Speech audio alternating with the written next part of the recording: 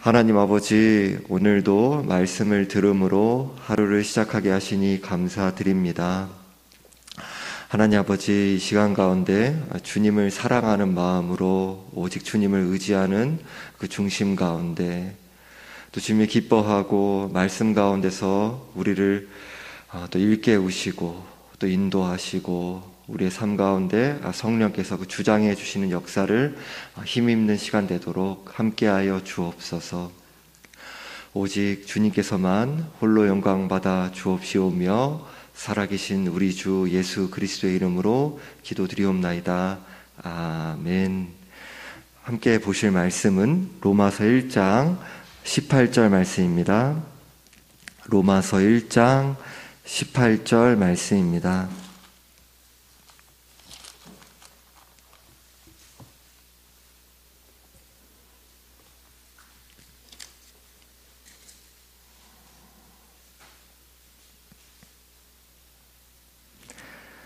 합독하시겠습니다. 하나님의 진노가 불의로 진리를 막는 사람들의 모든 경건하지 않음과 불의에 대하여 하늘로부터 나타나나니. 아멘. 오늘 본문에서 하나님의 진노가 불의로 진리를 막는 사람들의 모든 경건하지 않음과 불의에 대하여 하늘로부터 나타나나니 라고 합니다. 17절에서는 복음에는 하나님의 의가 나타나서 라고 말씀했다면 18절에는 하나님의 진노가 나타났다 라고 이제 그렇게 같은 이제 17절과 18절에서 나타났다라는 그 말씀이 같은 말씀이 쓰이고 있어요. 근데 원문에서 두 말씀이 다 계속되는 동작을 이제 의미하는 시제가 쓰이고 있습니다. 하나님의 아들 예수 그리스도께서 이 땅에 오심으로 종말의 때가 시작되었는데요. 성경에서 종말이란 예수 그리스도께서 이 땅에 오실 때부터 예수께서 다시 오셔서 하나님 나라가 완성될 때까지를 종말이라고 합니다. 그러니까 하나님의 의가 이제 두 가지 측면이 있다라는 부분을 이제 지난 시간에 또 살펴보았죠. 즉 죄인을 구원한 하나님께로부터 주어지는 의가 복음을 통해 나타나게 되었다라는 게 17절의 말씀이고요. 구원을 베풀어 주신 하나님의 값없는 의롭게 여겨주시는 그 은혜예요. 그리고 또 하나님의 의의 또 다른 측면인 이제 하나님의 공의의 성품으로 하나님의 진노가 불의로 진리를 막는 사람들의 모든 경건하지 않음과 불의에 대해 하늘로부터 나타났다. 라고, 그러니까 이제 하나님의 공의의 성품에 따른 그 진노, 하나님의 그 저주를 바라시, 하나님의 심판하시는 그 의에 대한 그 말씀이 이제 오늘 본문의 말씀이죠. 그래서 17절과 18절에 나타났다라는 말씀에 계속되는 시제와 같이 하나님의 의를 통해서 이제 구원의 은혜를 베풀기 시작하셨고 또 계속해서 지금도 하고 계시고 하나님 나라 완성될 때까지요. 또 하나님 공의의 그 하나님께서 그 죄인에 대해서 또 심판하시고 하시는 그 진노를 바라시는 그 의가 그 의로 하나님께서 그 심판의 역사를 하고 계시고 또 오늘도 하고 계시고 하나님 나라 완성의 그때까지 또 하나님께서 그 심판의 역사를 또 계속해서 죄인에게 하면서 진노를 바라시는 그 역사를 계속해서 하시는 거죠. 그러니까 이제 하나님의 은혜와 의롭게 여기신 은혜와 진노, 죄에 대한 진노가 복음을 통해 계속해서 나타나고 있다라는 것입니다. 복음에는 이제 그 두 가지 양면성이 다 있는 거죠. 그러니까 결국에는 주님 나라가 완성될 때에 주님으로 말미암아 의롭게 여김 받은 자에게는 이제 우리들이 신자로서도 죄 오염으로부터 완전히 자유하게 되는 날이구나. 우리가 그 날을 고대하지 않습니까? 근데 동시에 끝까지 예수 그리스도를 믿는 것을 거부한 분들에게는 영원한 이제 심판의 때가 아닙니까? 그러니까 이제 그 복음에는 이제 그 양면성이 있는 거죠. 이러한 사실을 강조하며 원문에서는 18절에서 그러므로라는 그 말씀으로 시작을 합니다. 이제 우리말 성경엔 기록되어 있지 않은데요. 그러므로, 그러니까 17절과 18절이 연결이 된다는 것입니다. 17절에 하나님께 죄인을 의롭게 여기시는 하나님의 의를 죄인에게 값없이 주시는 은혜로 베풀게 된 이유, 그것에 대해서 하나님 왜 죄인을 의롭게 여기시는 은혜를 베풀으셔야만 하셨는가? 왜 긍휼히 여겨서 그 은혜를 베풀으셔야만 하셨는가? 물론 그렇게 하시지 않으셔도 되지만 죄인들 중에 일부를 선택하셔서 그 은혜와 긍휼을 베풀시기로 하나님께서 작정하셨잖아요. 근데 하나님께 왜 그렇게 하셨는가? 그 이유가 18절 말씀과 같이 모든 인류가 죄악으로 하나님의 진노를 사게 되었고 멸망에 처하게 되었기 때문에, 지옥에 떨어지게 된 것이 인류의 형편이기 때문에 하나님께서 그들 중에 이제 일부를 선택하셔서 구원하시려면 이제 그들에게 값없는 그 의를 베풀어 주셔야 되는 거잖아요. 그러니까 그 인류에 그러려면은 처해 있는 그 실상이 드러나야 되는 거죠. 그러니까 그러므로라는 말씀이 쓰이고 있습니다. 1장 18절에 하나님의 진노가 나타났다라는 말씀은 죄로 전적으로 타락한 인류의 비참한 상황을 보여주고 있습니다. 이어지는 1장 19절부터 3장 8절까지의 그 말씀에서 이제 인간의 전적 타락, 그 전적 무능력한 그 상황에 대해서 다루는 내용이 쭉 이어지는데요. 그 내용을 이제 요약한 내용이 이제 1장 18절이다 이렇게 말씀을 드릴 수 있습니다. 인류가 지금 처한 전적으로 타락한 상황이 바로 이 상황이다라는 거죠. 그래서 그 실상이 이제 쭉 서술되는 거죠. 앞으로 살펴볼 말씀을 통해서요.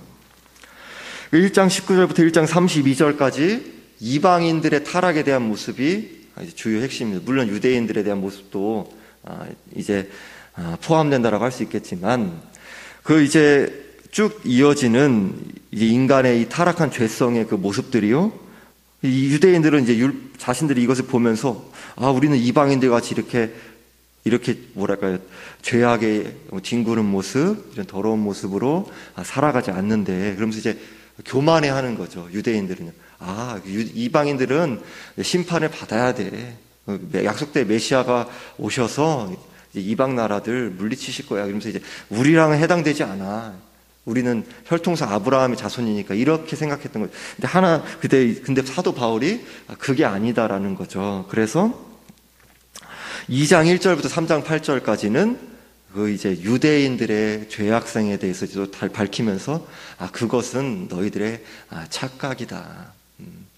유대인 너희들 또한 똑같이 하나님 앞에서 죄로 멸망하게 된 전적으로 타락한 인류에 불과하다라는 것을 바울이 이야기하고 있는 것입니다. 그런 구조로 이제 앞으로 기록되어 있습니다. 결국 모든 인류로 대표되는 유대인과 이방인이 죄로 타락하여 하나님의 진노를 사게 되었다라는 것입니다. 인류의 타락한 모습에 대해 불의로 진리를 막는 사람들이라고 합니다. 그러니까 단순히 이제 도덕적, 윤리적으로 우리들이 흔히 이야기하는 것처럼 그런 표면적인 죄만을 가리키는 게 아니라 더 근원적인 그 죄에 대한 반역, 진리에 대한 반역을 지닌 인간의 죄성에 대해 지금 이야기하려고 한다라는 것입니다. 모든 경건하지 않음과 이제 불의라고 합니다. 여기에서 경건이란 하나님을 경외하지 않는 것을 의미합니다. 하나님을 마땅히 두려워하고 사랑할 뿐으로 여기지 않는 것을 의미합니다. 이제 경건하지 않다라는 그 말씀이 의미가 하나님 마땅히 두려워하고 사랑할 뿐으로 여기지 않는다라는 것입니다. 하나님을 마땅히 경배하고 찬양해야 되는 것이 인류가 마땅히 할 도리죠. 근데 그렇게 하나님을 높이지 않고 하나님을 적극적으로 대적하고 미워하는 모습이 이 세상에 타락한 인류의 죄악된 본성입니다. 불이란 경건하지 않음과 따로 있는 개념이 아니라 이 경건하지 않음, 하나님은 하나님됨을 인정하지 않는 것으로부터 이어지는 개념, 파생된 개념입니다. 하나님을 경외하진 인류의 죄성이 앞으로 살펴보게 될 뒤에 이어지는 자연 만물과 사람에 대한 우상 숭배로 나타나서 하나님이 마땅히 받으셔야 될 영광을 하나님께 안 돌리니까 어떻게 되겠습니까? 다른 피조물이나 다른 인간이나 결국엔 자기 자신에게 돌리게 되는 거예요. 피조물이 영광을 받게 되는 그것을 가리키는 것입니다. 더 근원적인 부분을 살펴보면 인간의 죄악된 자기 중심성을 보게 됩니다. 자신의 타락한 죄의 욕심을 만족시키기 위해 다른 피조물이나 다른 사람을 우상 숭배하고요, 하나님을 대신에 의지하면서 결국 이제 다른 피조물, 나무를 깎든 돌을 깎든지 간에 해서 그 우상을 만들고 이제 다른 신을 섬기든지요, 아니면 다른 사람을 마치 하나님처럼 의지하든지요. 결국에는 그것이 온갖 지극정성을 다하는 여러 가지 비나이다라든지 지성이면 감천이라든지 그런 모습이 나타나지만 결국엔 그것이 보면 자기를 위한 거잖아요. 그렇죠? 자기 자신의 복을 위해서요. 세속적인 복이요. 그걸 위해서 그러한 거잖아요. 결국 자기 자신의 만족을 위해, 자기 이익을 위해, 자신을 기쁘게 하기 위해 세상의 온갖 것들을 동원해서 결국 자기 숭배를 하는 것입니다. 물론 인간은 이제 하나님께 즐겁게 살아가기 원하시죠. 기쁘다는 것 자체가 잘못된 게 아니라 죄악으로부터 분별 없이 진리에 근거한 기쁨이 아니라 죄악된 것에 근거한, 그렇죠? 결국엔 무엇이든지 간에 내 죄악된 욕심을 만족시킬 수 있다면 상관없다라는 그런 거죠. 결국 자기 숭배를 하는 거죠. 자기를 우상 숭배하는 것입니다. 인간은 하나님으로 만족하고 하나님을 즐거워하도록 지어졌죠. 하나님으로부터 주어지는 충만한 은혜 안에서 참 만족과 즐거움을 누리도록 창조되었습니다. 하나님만으로 충분합니다. 이런 고백을 드리면서요. 하지만 세상의 온갖 피조물을 자기 자신을 위하여 수단과 도구를 삼으며 동원하는 존재가 바로 인간인 것입니다. 사람은 교묘하기 때문에 그럴싸한 포장지를 덧붙여서 죄성을 가릴 뿐입니다. 하나님이 거룩하시고 의로우신 성품은 죄악을 그냥 넘어가실 수가 없습니다. 사람의 우상숭배와 하나님의 성품에 어긋나는 온갖 불경건과 불의한 죄악에 대해 하나님께서는 진노를 바라고 계십니다. 인류가 처한 비참함은 결국 하나님과 원수된 존재로 살아가면서 세상의 온갖 것을 우상숭배하며 이리저리 영혼의 참된 평화와 안식을 누리지 못하고 살아가다가 지옥에서 영원히 결국에는 멸망당하게 된 그런 고통을 당하게 된 처지가 모든 인류가 기본적으로 처해 있는 이제 그런 위치인 거죠. 구원받기 이전에요. 이 땅에서 부분적인 심판을 받는 모습으로 나타나기도 하지만 어찌 보면 많은 땅의 것들을 누리면서 특별한 문제 없이 살아가는 불신자분들도 많이 있죠. 우리는 그렇다면 솔직히 말해서 하나님의 심판은 어디 있는가? 이런 의문을 갖기도 합니다. 하지만 28절에서 또한 그들이 마음에 하나님 두기를 싫어하며 하나님께서 그들을 그 상실한 마음대로 내버려 두사 합당하지 못한 일을 하게 하셨으니 라고 말씀합니다. 그러니까 하나님의 내버려 두심 자체가 이미 하나님의 심판이다라는 것입니다. 그들이 이대로 가면 멸망이구나 라고 깨닫고 예수 그리스도를 그 믿는 믿음 가운데 나오는 것이 오히려 복이지 않습니까? 근데 그대로 내버려 두심, 가장 무서운 거죠. 차라리 우리들이 이 땅에서 고난과 곤고함을 겪으면서 하나님의 은혜로 내가 죄로 멸망할 존재이구나, 예수 그리스도를 나의 유일한 구원자요 주님으로 믿음으로만 내가 영원히 죽음에서 구원을 받을 수 있구나 라는 사실을 깨닫고 그리스도를 믿음으로 구원을 받을 수 있는 것이 은혜입니다. 이 땅에서 그 어떤 고통이나 고난과 어려움이 있다 한다 하더라도 지옥에서 영원한 그 형벌을 받는 것과 비할 수 있겠습니까? 영원히 죄악을 따라 세상에서 만족을 구하고 세상의 방식대로 살아가다가 심판을 받고 영원히 지옥에서 형벌을 받는 것과 신자로 살아가는 것 사이에 어떤 것이 좋아 보이십니까? 구원을 받은 이후에도 우리의 삶에 이 땅에서 하나님께서 우리가 죄악된 것들을 우상숭배하고 죄악을 따라 방종하는 것들을 내버려 두지 않으시고 히브리서 12장 말씀과 같이 아버지가 자녀를 징계함같이 우리를 낮추시고 때로는 따끔하게 혼을 내셔서 고통과 어려움을 겪게 되는 경우가 있죠. 모든 경우가 그렇다고 할 수 없지만 하나님께서 우리가 죄악된 길을 향해서 고집해 나아갈 때 참으로 신자라면 그 가운데서 부모의 마음으로 그냥 내버려 두지 않으신다, 이런 것을 기록하고 있지 않습니까? 죄악을 따라 방종하게 살다가 멸망하는 삶과 하나님께 우리 낮추셔서 우리들이 일시적으로 그렇게 고통을 당한다 한다 하더라도 그 지옥의 영원한 형벌과 어찌 비교가 될 수 있겠습니까? 일반적인 자녀를 사랑하는 부모라면 자녀가 죄를 지으며 망가지도록 그냥 두는 부모가 어디 있을까요? 요즘 세상에 남의 자식이라면 그냥 내버려 둘 수도 있겠죠. 하지만 내 자녀라면 따끔하게 혼을 내서라도 바르게 자라도록 꾸짖고 가르치는 것이 부모의 마음이지 않습니까? 심지어 세상 사람들 기준 안에서 소위 더 악한 사람이다, 이런 분들이다라고 한다 하더라도 내 자녀만큼은 바르게 자랐으면 하는, 물론 이것은 상대적인 윤리의 개념이지만요, 그런 모습을 보이지 않습니까? 성경에서도 악한 자라도 자녀에게 가장 좋은 것을 줄 줄 안다라고 하지 않습니까? 이제 그런 개념들 안에 포함되지 않겠습니까? 게다가 하나님의 징계하심은 우리를 죄에서 돌이켜 말씀에 따라 순종하는 삶으로 성령께서 연단하셔서 의와 평강의 열매를 맺도록 하시는 하나님의 은혜다. 하나님의 징계에 대해 서술하는 히브리서 12장에서 하나님께서 그 징계의 방법을 통해 연단해서 의와 평강의 열매를 맺게 하신다라고 말씀합니다. 하나님, 우리의 세상적인 행복보다 성령 안에서 거룩과 의롭게 빚어져가며 누리는 기쁨과 감사를 맛보며 그리스도의 장성한 분량으로 자라가기를 원하시니까요. 그것이 바로 우리들의 삶 가운데서 또 하나님께서 오히려 징계하심이 오히려 하나님의 또 은혜다라는 그것까지 우리들이 살펴보았습니다. 다음으로 불의로 진리를 막는 이 시대의 여러 죄악된 모습 중에 하나를 잠시 말씀드리려고 합니다.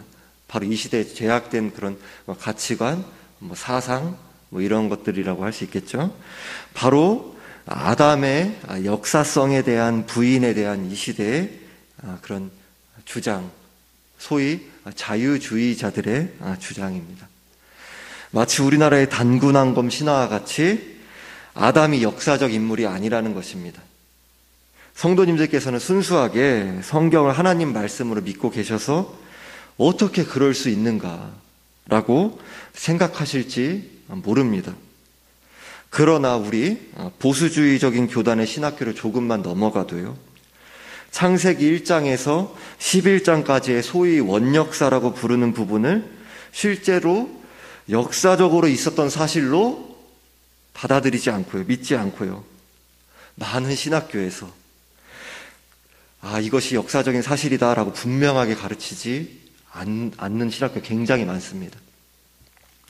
후대의 사람들이 상징적인 의미를 가진 신화와 같은 이야기로 가르치는 것입니다. 어찌 보면 우리도 그럴 수도 있겠네. 그 아담과 하와 그거 해가지고 굉장히 오래전인데 그 어떻게 증명해? 이렇게 하면서 그들이 그럴싸한 거 아니야? 이런 생각이 인간적으로는 드실지 모릅니다. 그러나 이제 그 잠시 생각해 볼 건데요. 기본적으로 이러한 우리로서는 절대 받아들일 수 없는 이 교묘한 가르침이 소위 자유주의, 소위 아주 신학교 중에서도 이제 뭐랄까요, 이제 사람들이 흔히 분류를 할 때 자유주의적인 신학교다라고 이제 분류를 하는 신학교가 있습니다. 근데 스스로 부르기를 중도의 입장이다라는 이제 신학교들도 있습니다. 중도의 입장이라는 신학교들이라고 해서 이것을 분명하게 이것이 하나님 말씀이 역사적 사실, 아담이 그러니까 실존 인물이다라고 분명히 가르치느냐, 그렇지 않은 곳들이 많이 있습니다. 그러니까 이것을 이제 아담의 역사성 논쟁, 여러분들이 이제 보시다가 혹시라도 인터넷 글이라든지 어떤 책이라든지 제목이라든지 지나가다가 누군가 이야기를 할 때 아담이 역사적 인물이 아니래, 어떤 친구분을 만나게 됐어요. 여러분들이 친척분들 명절이라든지, 우리 교회에서는 목사님이 아담이 역사적 인물이 아니고 신화라고 하더라.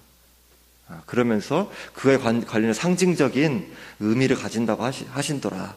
이렇게 이야기를 하셨을 때 여러분들이 그렇구나라고 이렇게 넘어가시는 게 아니라 이제 우리들이 정신을 번쩍 차려야 하는 것입니다.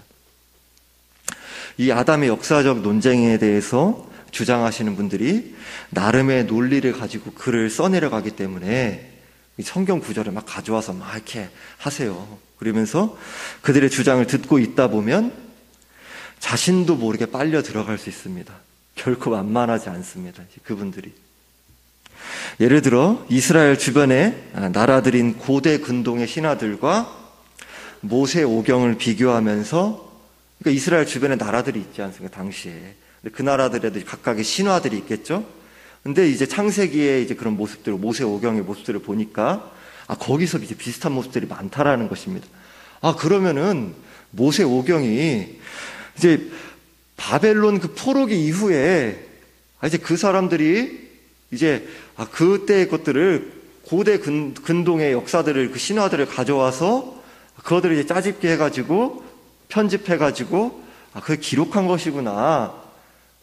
모세가 기록한 것이 아니구나.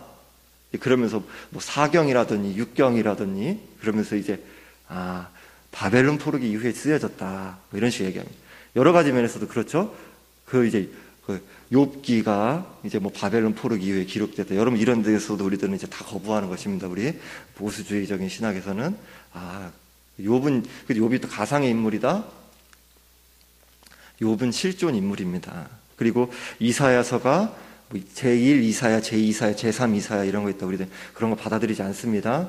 이사야 한 명이 쭉 기록한 것입니다. 이런 식으로 이제 그들은 이제 마치 굉장히 합리적인 것 같은 걸 가져와서 이렇게 이야기하세요. 오늘 여러 가지 것들이 있지만 아담의 역사성에 대한 부분만 잠시 말씀을 드리면, 그러니까 아담의 창조는 진화론과도 맞지 않다라는 것입니다. 결국 이런 자유주의 신학자들의 노력은 성경 외적인 자료들인 과학 이론과 문학 작품들, 뭐 당시 신화 자료들 이런 것들을 먼저 설정해 놓은 다음에 그거랑 성경이 굉장히 비슷한 게 많이 있고 하네. 인간이 그렇게 이제 단세포로부터 해갖고 진화해가지고 원숭이가 되고 원숭이가 인간이 되는데 인간을 하나님께 만드셨다고? 그러면 이것은 말이 안 되잖아. 하나님 만드셨을 때부터 사람이었어. 말이 안 되잖아. 그러니까 자신들의 이론을 먼저 설정해 놓고 받아들이시는 분은 받아들이고 여기까지는 신화야. 여기까지는 이야기야. 상징적인 의미를 갖는 거야. 뒤에 이야기를 써내려가기 위해서. 그리고 여기 비슷한 문학 자료나 이런 것들이 있으니까 여기까지는 이제 당시 사람들이 그걸 가져와서 그냥 쓴 거야. 나름 재미나게 이제 각색하고 이렇게 한 거야. 이렇게 이런 것들과 우리들이 이제 아니구나라는 걸 이제 인식을 하고 분별해 나가는 것입니다. 그러니까 우리와 순서가 다른 거예요. 쉽게 말씀드리면 우린 성경이 성령의 감동으로 쓰여서 정황무어 하나님의 말씀이다. 성경을 기준에 놓고 나머지 걸 분별해 나간다면요, 이들은 이제 먼저 자료를 놓고 설정해 놓은 다음에 맞는 부분은 받아들이고 아닌 부분들은 뭐 버린다든지 자신들이 이론에 끼워 맞추는 거죠. 이 순서가 다른 것입니다. 근데 이것이 나랑 무슨 상관이 있는가?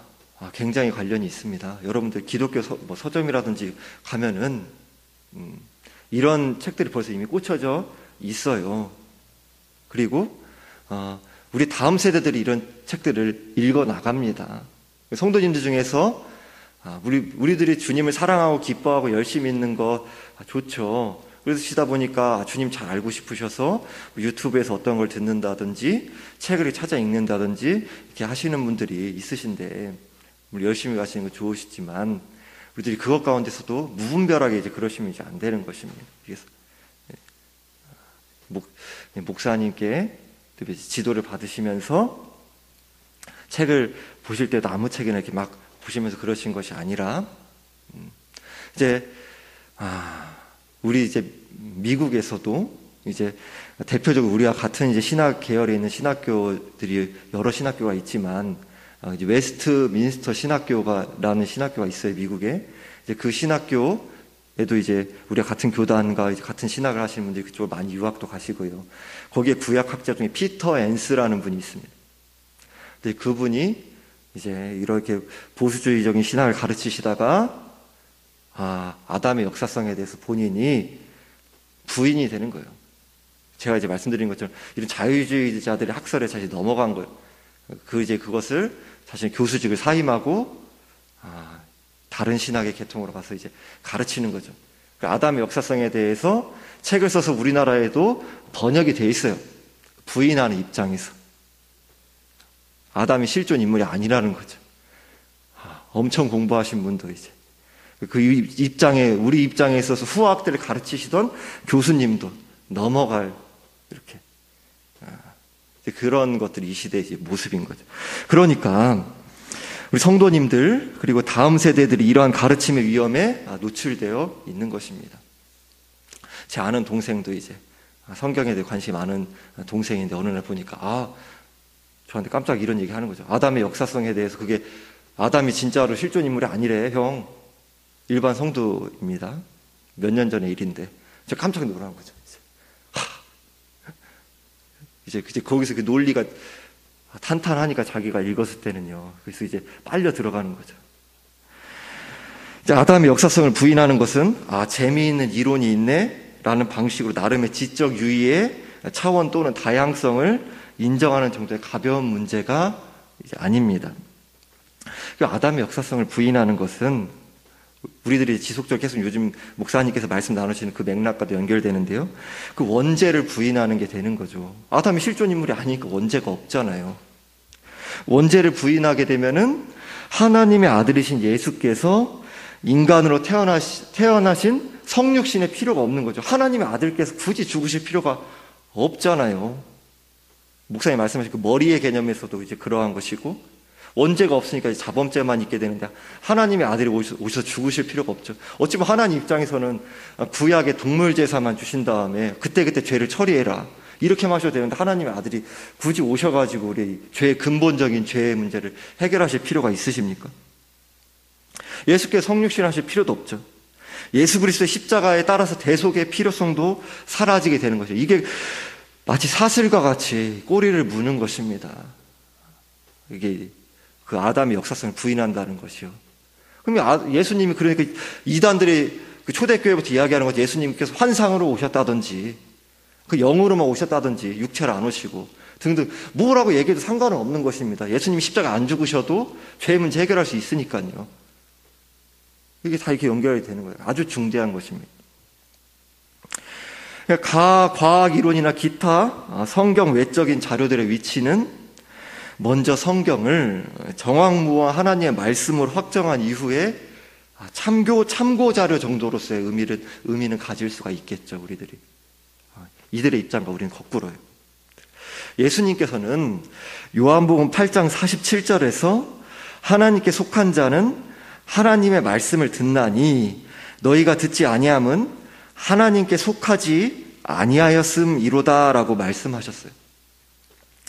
하나님께 속한 자는 하나님의 말씀을 듣는다라고 합니다. 거꾸로 어떻게 말씀하십니까? 하나님께 속하지 않은 사람은 하나님의 말씀을 듣지 않는다라는 것입니다. 그러니까 우리의 신학 그 전통을 이제 소위 개혁주의다, 칼빈주의다 이렇게 얘기하지 않습니까? 그러니까 성경을 정황모 하나님의 말씀으로 받는다라는 것입니다. 종교개혁의 원리에 따라서요. 그런데 우리에서 이제 벗어나서 예를 들어서 아주 자유주의까지 이렇게 가는 경우는 말할 것도 없고, 칼 바르트라는 이제 신학자라는지 여러분들 이제 그런 신학자에 대해서 들어보지 않았습니까? 중도 또는 자유주의적인 이제 그런 신학자분만 한다 하더라도 여러분 얼핏 들으면은 마음에 감동이 돼요. 내가 성경을 읽다가 마음에 이 감동이 오면은 그것은 나에게 하나님 말씀이 된다. 하나님 말씀이다. 어찌 보면 제가 이렇게 전혀 뭐랄까요, 이렇게 이런 해설을 하지 않고 여러분이 딱 그 말만 누군가가 인용을 해서 마음에 이제 감동이 오면은 그래서 하나님의 말씀이다. 마음에 감동 안 오면 하나님 말씀 아닌가요? 이런 것들 우리는 이것이 하나님 말씀이다. 이것을 그러니까 성경 전체의 말씀으로 받아들이느냐, 이것이 또 내가 진정으로 거듭난 그리스도를 믿음으로 거듭난 하나님의 자녀인가를 판별하는 기준 중에 하나가 된다는 것입니다. 요한복음 8장 47절에서 하나님께 속한 자는 하나님의 말씀을 듣나니 너희가 듣지 아니하면 하나님께 속하지 아니하였음이로다. 결국 이것이 또 무엇을 의미하는 것입니까? 성경을 정황무어 하나님의 말씀으로 인정하지 않는다는 거듭나지 않은 자다. 그리고 바른 신학에 근거한 바르게 선포한 하나님의 말씀을 듣지 않는다라는 것은 결국 자신이 하나님께 속하지 않았다라는 것에 대한 굉장히 진지한 그 점검이 들어가야 하는 것입니다. 그런 점검이 필요한 거죠. 물론 했었을 때 처음에 이제 받아들이기 어려울 수가 있고 저항이 있을 수가 있겠죠. 상고에 나가고 주님께 마음에 빛을 비춰주시길 기도하고 또 씨름에 나가고 또 목사님께 여쭤보기도 하고 그러면서 이제 하나하나 이제 배워 나가고 하면서 그럼에도 그런 부분도 안에서 끝까지 이런 부분들을 해서 거부한다라는 것을 결국 이제 자신이 하나님께 속하지 않았다라는 사실을 드러낸다라는 사실 우리들이 주의 깊게 염두해야 하는 거죠. 우리 이 시대의 신학 실종의 상황과 진리 전쟁에 대해 함께 위기 의식을 가지면서 말씀의 사역자들이 각 교회에서 바른 말씀을 전하기를 기도하며 또 우리들 성령께서 우리들의 마음에 빛을 비추어 주셔서 날이 갈수록 바른 말씀을 함께 깨달아가며 바른 진리 위에 세워져가는 각 교회들과 성도들이 되기를 기도하고 경계하며 함께 힘써야 하겠습니다. 기도드리겠습니다. 하나님 아버지, 이 시대 가운데 참으로 진리가 참 혼탁해져 가고 자신들의 그 입맛에 맞는 주관적인 해석들이 난무해가는 가운데 성경을 정확무한 하나님의 말씀으로 우리들 그 기준에 두면서 말씀의 참뜻을 깨닫기를 간구하고 또 씨름해 나가고 그렇게 은혜를 구하면서 나아가는 것이 아니라 온갖 세상적인 이론들을 다 가져와서 그것들 가운데 성격을 조각조각 내고 그렇게 성경의 권위를 무너뜨리는 모습들을 많이 보게 됩니다. 우리들이 이러한 모습들 가운데 깨어있게 하여 주시고 또 다음 세대들 가운데서도 저희들이 그 경각심을 가질 수 있도록 도와주시며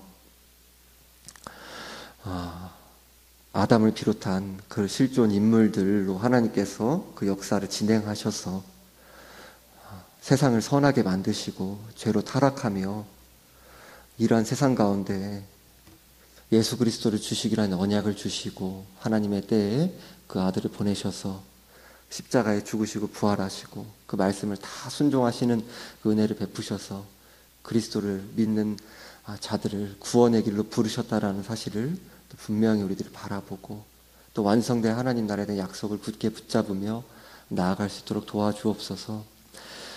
말씀을 맡은 사역자들이 경성하여서 하나님 말씀을 연구하고 또 가르치고 준행해 나가는 일에 은혜를 구하고 또 힘써 나갈 수 있도록 부족하고 우리는 늘 부족하지만 성령께서 우리를 주장해 주신 은혜 가운데 더욱더 정진해 나갈 수 있도록 말씀의 사역자들을 붙잡아 주시고 주의 몸된 교회들이 진리 위에 바른 신학 위에 세워져 나갈 수 있도록 도와주옵소서.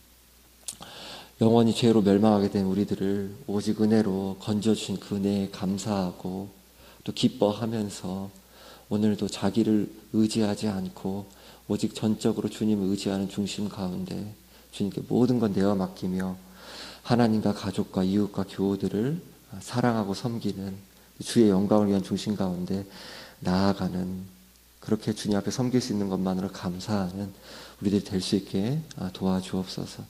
감사드리며 우리 주 예수 그리스도의 이름으로 기도드리옵나이다. 아멘.